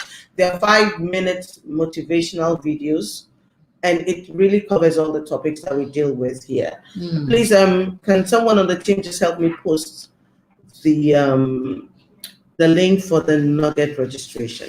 Okay. And we'll be happy to just get your feedback. But we need questions, Mich. I managed to get Michelle here. We need questions. Mm. Okay, so someone is asked, can somebody with a great destiny miss their path? I think we talked about Samson. And Samson was a great Ultimately, example. I think ultimately, no. You know what? Even with Samson, I think he fulfilled his In destiny. the end, You know, some people are starters and some people are finishers. There's one plants, one waters, and one gives the increase. And so, you know, it's just time to pass the baton because his character couldn't take him any further. so you I really think think that- that everybody with a great destiny fulfills it? I think they do. Did Saul fulfill his destiny? Yes, I think he did. The king Saul? Yes. Really? How? Well, he showed them what they didn't want. Oopsie. Okay, he May showed that them. not be my destiny. Yeah, I mean, there's all, you know, everyone has Wow. a destiny. You think his destiny was really to show the people of Israel what they didn't want in a Yes, king? because they kept asking for a king, and it really hurt the heart of God because he felt like, you know, So he gave I'm them your a king king. after He their own gave them a heart. king after their own heart to show them what was in their heart. So he fulfilled the How about destiny. Saul revealed the destiny of That's deep. yeah. I never saw it that way. Yeah. I always found Saul very bizarre that you are king and He you was a will people leave all the pleaser. enemies you had to fight and you'll be going from cave to cave looking for David. I just could never understand him. But I think that story shows us that we can really get focused on the wrong things in life. David was not T.D. his Jakes problem. T.D. Jakes puts it very well. He said, you do not give a small person a big position. Yes. They will mess up. Yeah. Yeah. Yeah. It's true. Yeah. On the head. Yeah. Yeah. Can we just talk about practical ways There was a question of on building character? 'Cause we Practical talk ways about- of building character. Yes, we talk about character a whole lot. There may be people out there saying, well, how do I build character? Thank you, Woodman, watching from Hartford, Connecticut. Oh, can we please answer this question? Which one? And then we'll go back. What's it? It says, if you know the person God has for you, but they are not ready, how can I support him spiritually, but from a distance physically? Oh, you want to You do know God's what? work? Well, first of all, If he She's doesn't doing the know work that of the he's Lord. not ready, then he's not the person. It's a deception. I'm just going to go straight in. Be careful that you don't be follow very, very Ishmael careful. and think Ishmael Yeah, is Isaac. yeah. I lay that one to the side, because here's the thing: when God has two people that He's assigned for something, He informs both people, and He does not set us up for disappointment, by saying, "Oh, look at that person, and that's the one for you," and now this person is But just. hold on. Didn't the Bible say he who finds a wife finds? Is there any place where they say the woman has to find a husband and prepare him spiritually? No, it's not our job to do that. And if you're supposed to be the helpmate, not to be preparing and supporting him spiritually. No. But from a distance physically. Don't be a wife it's gonna get until you're a difficult to wife. keep that distance. That social distance is gonna collapse very soon. Yeah, no. I think that one is a deception. Why don't you pray that if he's really the one, God prepares him and gets him ready to be the husband God wants you to have, and not. Don't help God. God doesn't need your help. And any time that you feel you need to help God, know that you're on the wrong track. Hagar, that's how Sarah. Yes. Sarah gave her man away, trying to help God, and look at the mess. We're still dealing with the mess today. She did give him away. She just loaned him out. She gave him away. Gift forever, a little loan. Gave him away. Okay, that's what she did. Okay, so I wanted to answer her question. Can you repeat your question? Yes, the character one, yes, practical please. ways of building character, because we do talk about character building, but we also think it's important to share. How to build character. I think God does that. I don't know if we can, because I don't think that we know what we need to build. But God Himself, through the rigors and the exercises and the setbacks and the challenges and the trials, builds our character. It's not fun. It's not fun. But what I would say is how we choose to respond to those hardships. Look at makes a difference the between Jewish if our boys character is who were built or thrown not. into the fire. Yes. That was character building. Yes. And so when God puts you in that place where the fire is in front of you, and you have a decision to make. And you have to take. They could have buckled. Mm-hmm. They chose to go in the fire, Mm-hmm. but God did not appear until they were in the fire. Mm-hmm. So that was the test. Yeah. Once you decide to get into the place where if you believe that this is a test of my character or my faith, and you get in there, He will appear in there and sustain you in there. Yeah. So by the time you come out, that test has now become a testimony, because now that's your reference point that, if He did this and He saw me through this, then He can see me through bigger. So that's how it's a process. You keep building the character. Mm-hmm. So is there a place for personal values? I ask because A huge place. not everyone who's listening is, No, but like we talked about Joseph, and Michelle said it, that not only did he have character, but he was consistent, and he refused to compromise.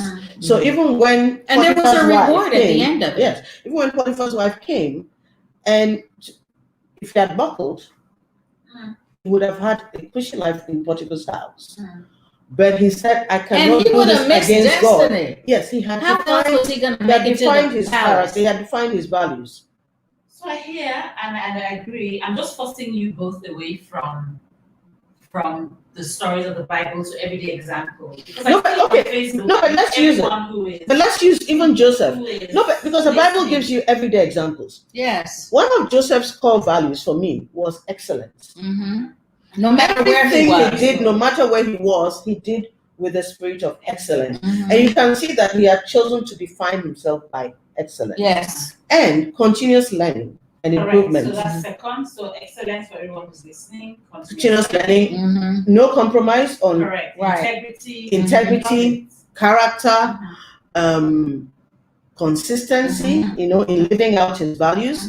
Yeah. And because of that, there was always growth. Yes. And he was very respectful. Yes. The principle of honor. Yes. He honored everybody who was above him. Exactly. Whether it was his older siblings, whether it was Potiphar, whether it was Potiphar's wife, the prison guards, the people, his fellow prisoners. And this is very, very important. the ability to forgive, because bitterness paralyzes you. Yeah. You know, it destroys. Bitterness blinds you and paralyzes you. Yeah. You are not able to see present blessing if you're always thinking Dwelling in and the stewing past, yeah. and brewing about what someone did to you. And you'll literally end up attracting that same thing, reticular activation. If that's all you see, it's all you will attract. And so that's also to keep a clean slate on your heart is imperative in the process. Yeah. When you've gone through a lot of things, setbacks, betrayals, denials, rejections, you've got to put them in the right light. Yeah. You know, remember this, that even if you don't like it, it's got to get past God's desk. Yeah. And if he allows it, he wants to use it. Because he doesn't allow anything that he doesn't use. God's very strategic. God doesn't do anything without it having a purpose. Okay? Even what he allows within the realm of what he already knows in your disposition you're going to do. Because in his foreknowledge, all your days are written in his book. So every stupid choice you ever made is written in his book. And he's already written the plan to reroute it and redeem that stupid mistake. So in the end, and this is what we've got to stay focused on. God knows the end from the beginning. We watch a movie, and it's a fabulous movie. Boy meets girl. Boy falls in love with girl. Boy thinks he's conquered the world because of girl. Something tragic happens. Girl leaves. Oh my God, how is he going to get this girl back? And we're sitting on the edge of our seats, wondering what's going to happen to this love story. Okay, well, the director knows, the scriptwriter knows, the production team knows, but we, the audience watching, don't know. Okay. And sometimes the actors don't know because they haven't read the whole script. Yeah. Woo! They haven't read the whole. Have you read it? Have you read the script? Okay, because the script is we win somehow, some way. It all culminates in us winning. We know the end, but we don't know the how. We don't know the how, and we don't know the when. Yeah. The how and the when mess us up. Okay. Okay. Do we have any other questions? Have any questions come in? Okay, let's talk about fruitfulness. Not just multiplication. Right. How to be fruitful. Productive. Yes. So you've birthed the baby, and what is fruitfulness, and how do we identify the things that can help us become fruitful? I believe that fruitfulness is really productivity. It is producing something that feeds others and prospers yourself. You know, that's what God builds into each of us, the capacity others that blesses or feeds others, gives life to others, and prospers us. You know, if you do something and you do it well, somebody will pay for it. Okay. And so God has given us, you know, when it talks about giving us everything we need in the area of godliness and life and godliness. So God is just as concerned about your natural life as he is your spiritual life.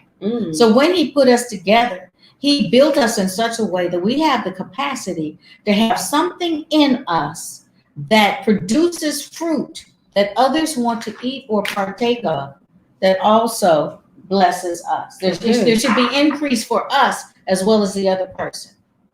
So you've got to really examine what that is. And I think that a lot of people overlook their productivity, the things that actually could enrich them, because they don't see the practicality. Okay, I'll use myself as an example. As a child, I was very talkative, and I was very nosy. And I like to, I'm still talkative. But now people pay me to talk. That's the difference. Yes. You see how God turned that thing. I know. From girl, shut up to how much you want. Glory to God. He really loves you. He loves me. Anyway, so all I'm saying is that our gifts are inherent in us. They are part of who we are. And so we overlook them.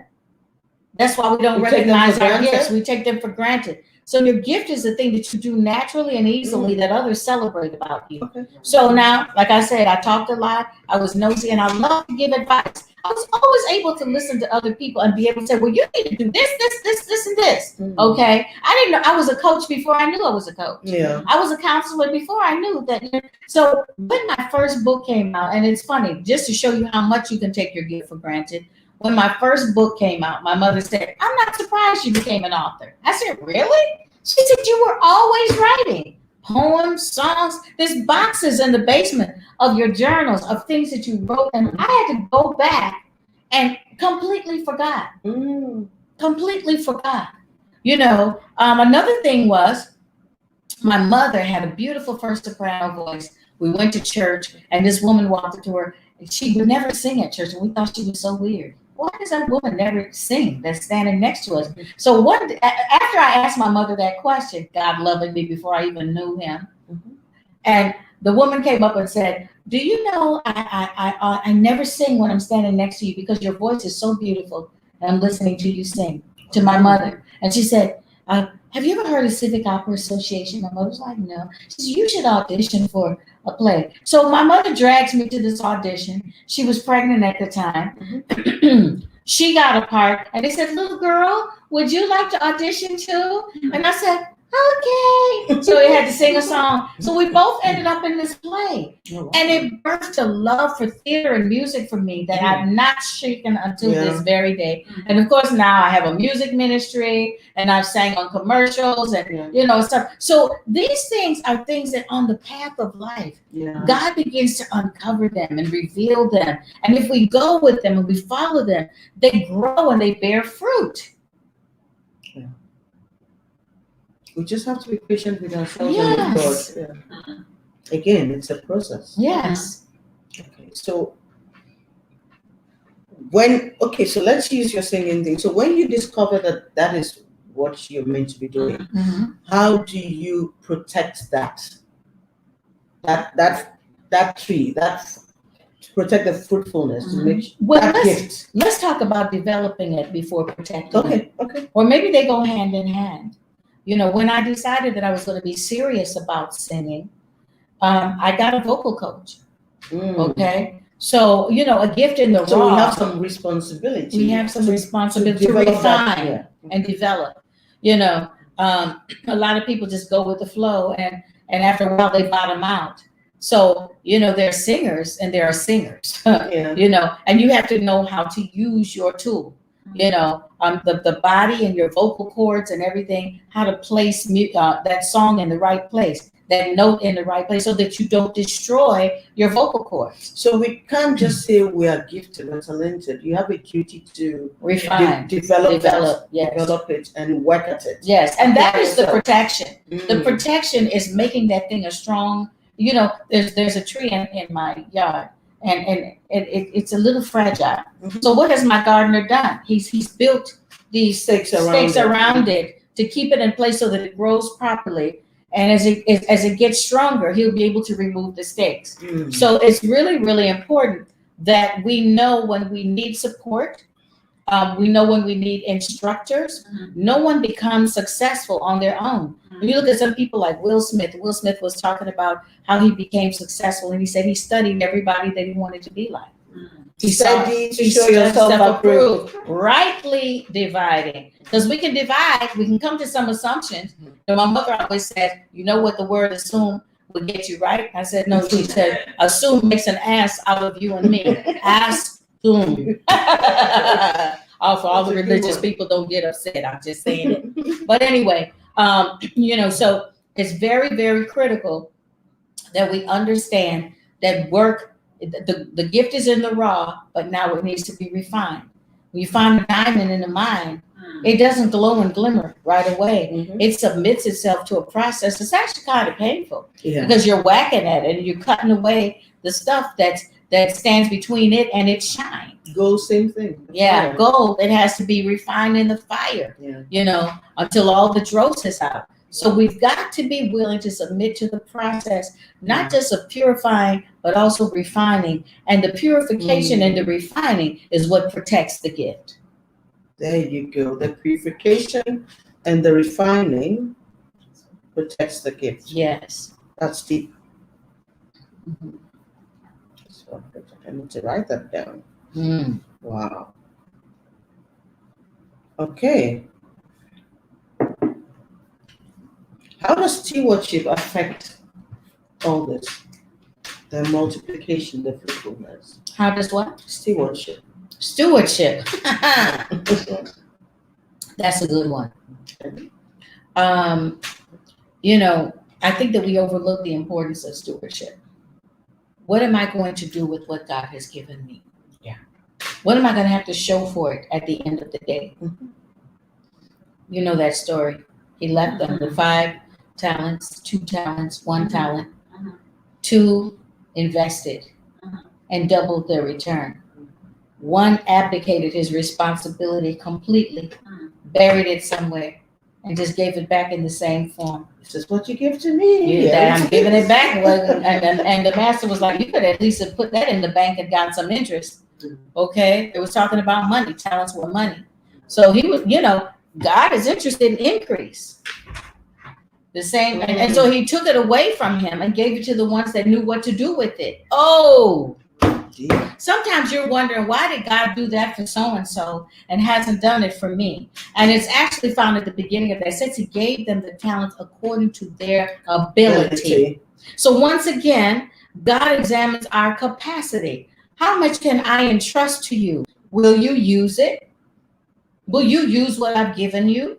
Or I think God always works with capacity. Yeah. Even when Elijah went to the widow, he said, bring out all the bottles and jars you have in your house. God will always work with what you have. And she went and borrowed some. Why? And when she didn't have room, when she didn't have capacity, the oil stopped flowing. So the more you make room for, the more he'll pour into you. And so you've got, oh Lord have mercy. No, don't start preaching. This is it. Oh my goodness. This is a testimony. Oh my goodness. I need an organ. Pass the offering plate. Oh Lord have mercy.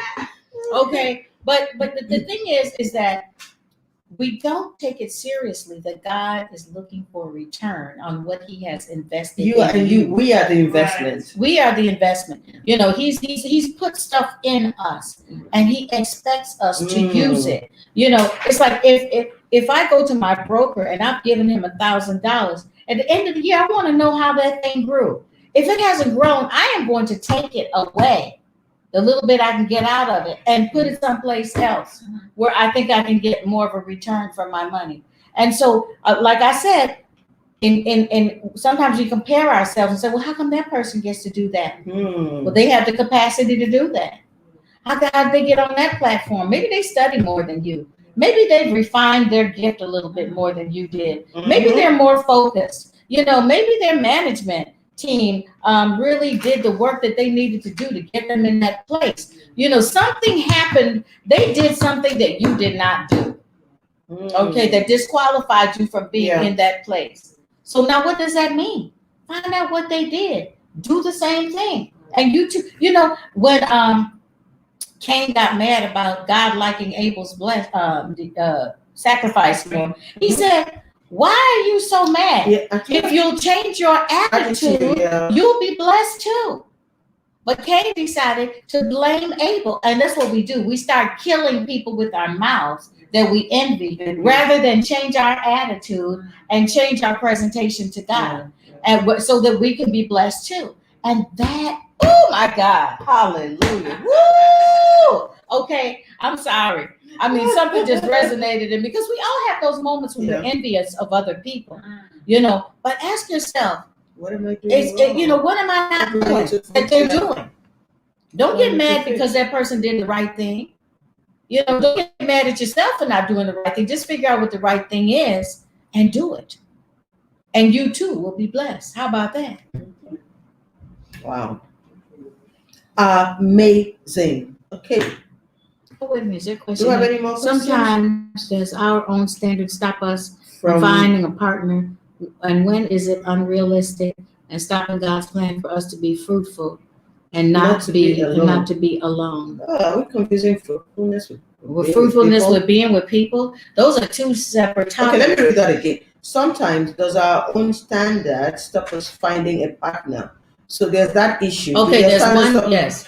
And when is it unrealistic? That's your standards. Let's deal with that first part and first. Stopping God's plan for us to be fruitful and not to be alone. So it's really connected. It's about, is he or she alone because her own standards are unrealistic? Okay. And she thinks her standards, I think it's a female, maybe stopping her from finding a partner. Okay. Over to you. But that's why I love you masterclass. You can take that. Yeah. But anyway, what I'd say about that is let's clarify standards and expectations because the two of them are different. Standards are things that you should have in place. The foundational things. You know, if you're a believer, he needs to be a believer. Do your values align? Those are standards, okay? What are the things that are important to you in your life? What do you believe about those things that are important to you? Do those things align themselves? Expectations are, I want to be 6'4" with wavy hair and green eyes. That could be an unrealistic expectation, or what do you want to call standard? So having the basics in place is not a bad thing, because if that's what you see, that's what you can attract. Now, just because it hasn't happened yet doesn't mean it's not going to happen. You know, the danger for us with being fruitful is we put a timer on God. And there are seasons in our lives, you know, and God's not in a hurry, because once again, he's more interested in your character than in you being happy about external acquisitions. So it's very, very important for you to dissect the two. You know, I get so many letters from people, Charlotte, who ask these types of questions, and I say, how old are you? They say they're 29. I just laugh. Okay, so what if they're 49? I still laugh. Why? Why? Because God's timing is best. You know, my favorite aunt in all of creation got married at the age of 63. Oh, wow. For the first time in her life. Wow. And you know what she said? And we had to make her get married. She wasn't like, you know, rushing to do this thing. I get that. But you know what she said? It was worth the wait. Oh. You see, and so for me, and I have my That's other so mentor, sweet. Terry, got married at what age? You just watched Black Love. She was on Black Love, Oprah's Black Love, with her husband, talking about how they got married. 61. You know, so God's time is the right time. And in the meantime, you need to be living each life, each day purposefully and fruitfully. You know, God might be waiting for some fruit to show up on your tree so that a man will come pick it. How about that? You know, Ruth wasn't looking for a husband, but Boaz saw her. She happened upon a field. Sometimes we are our own setback because we're sitting paralyzed, waiting for certain things to be put in place before we can be happy and productive. And God doesn't work like that. But I'm so curious about what the issue she raises about and I think because a lot of people feel that way, are her own standards stopping her from finding a partner? They may be, if they're unrealistic. But how would she know that the standards are unrealistic? Does she see anybody that matches those standards? Denzel, maybe. No, I would not use him as an example. But we don't know those people. We just know about them. I mean, Yeah. I know them, but I don't know them. You know what I mean? Yeah. But have you seen what you're looking for anywhere? Maybe she Okay. saw Idris Elba. I love it. Well, she doesn't know Idris. She doesn't know if, you know, his birthday. Okay, in somebody she knows. In somebody she knows. Yes, Okay. I'm talking about in someone that she knows. Has she seen that standard active? Because, and here's the thing, standards change as you get older and you get That's more true. mature. That's true. You know, And your get to know perspective yourself changes. better. I mean, when I was younger, I dated fine, okay, and you know, fine. They weren't just fine; they were fine. Okay, pretty houses with nobody home. I just like looking at them. Okay, and So of there course, was nothing. there was nothing else there. There was no substance, no character. They always disappointed me. You know, at some point, I think I resigned. I was like that person. I'm just tired, you know. But I figured if they were gonna hurt me, I should at least enjoy the view.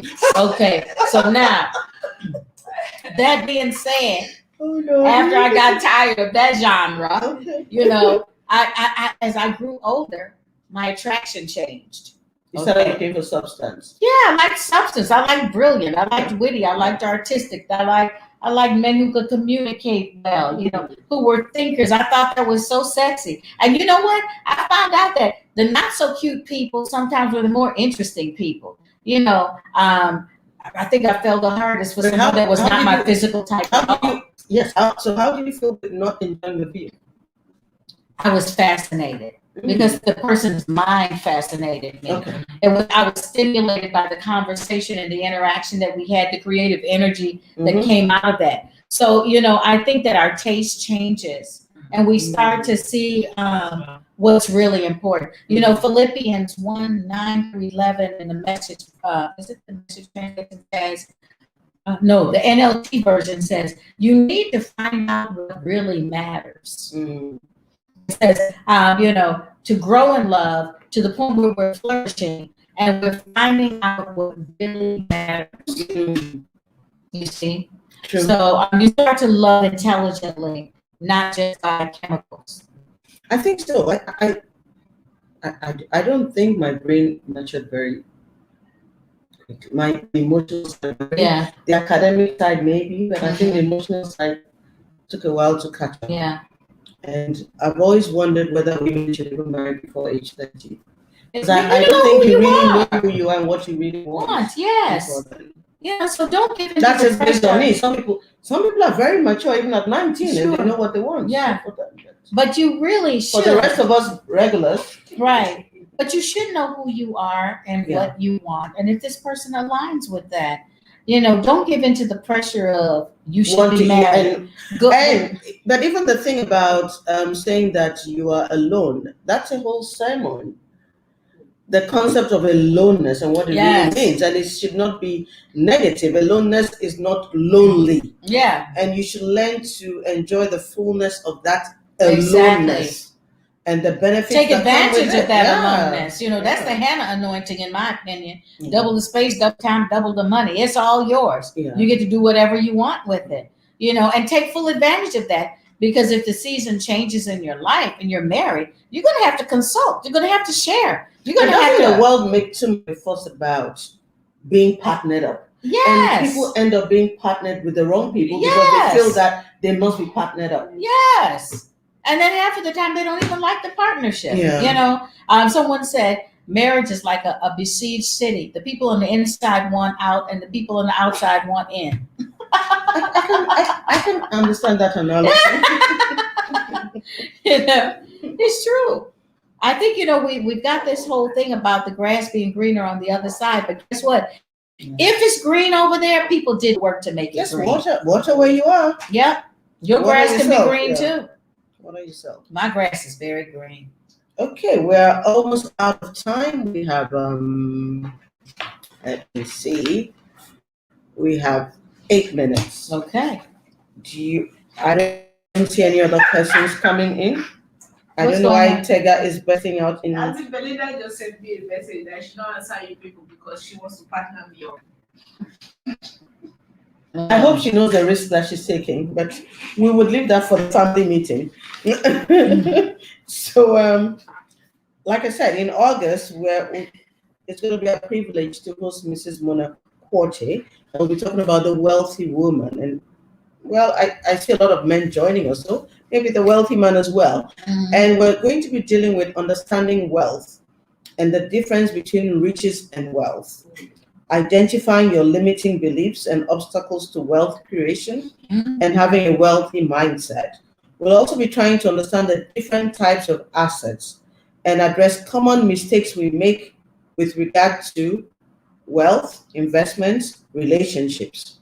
For instance, how does marriage affect your wealth, your assets? We're also going to look at understanding good and bad investments, and would help you craft goals and strategy for wealth creation, wealth management, and transferring wealth to the next generation. And if we have the time, we'll try and create a wealth plan and also talk about how to prepare the next generation to manage wealth.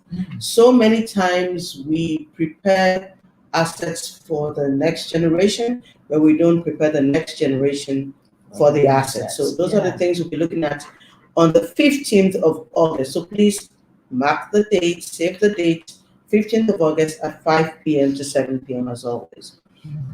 And then in September, we're talking about weathering the storms of life. And I'll be speaking and I'll find somebody else to join me because I'm not going to be sitting here and talking to myself. So, Michelle, any final words? Even as we get Tega partnered up? Yeah. Oh Lord, let Tega finish developing.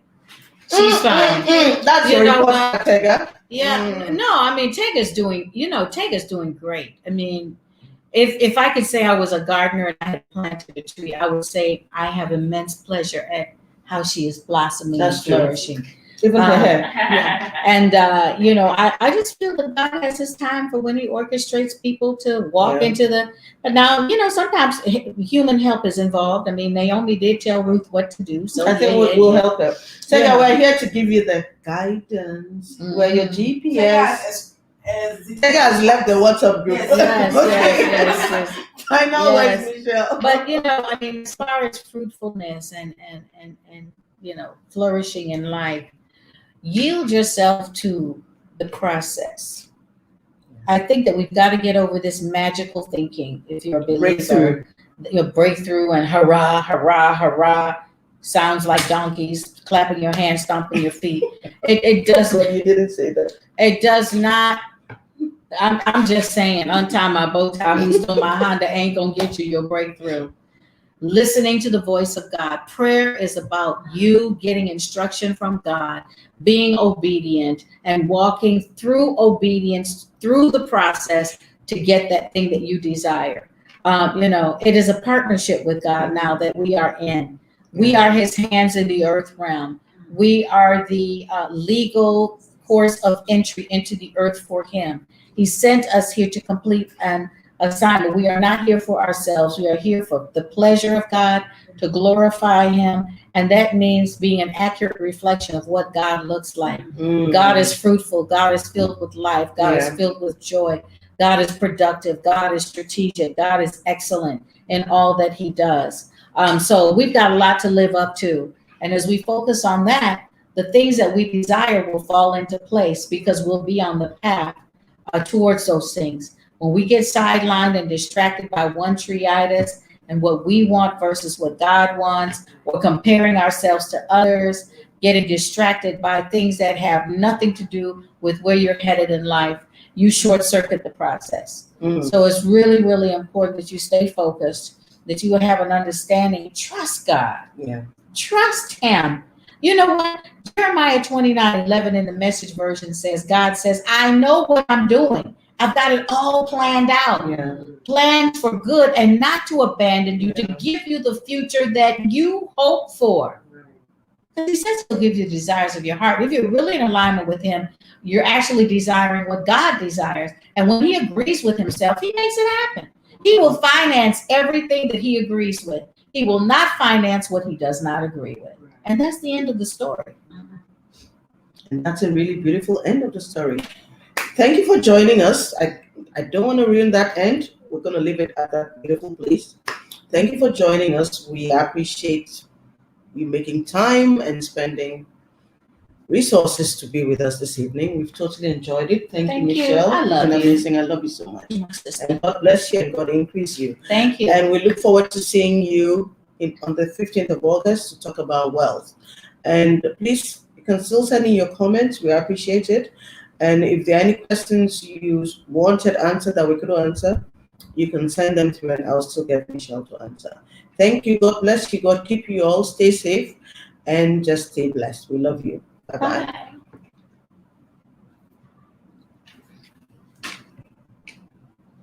Well done.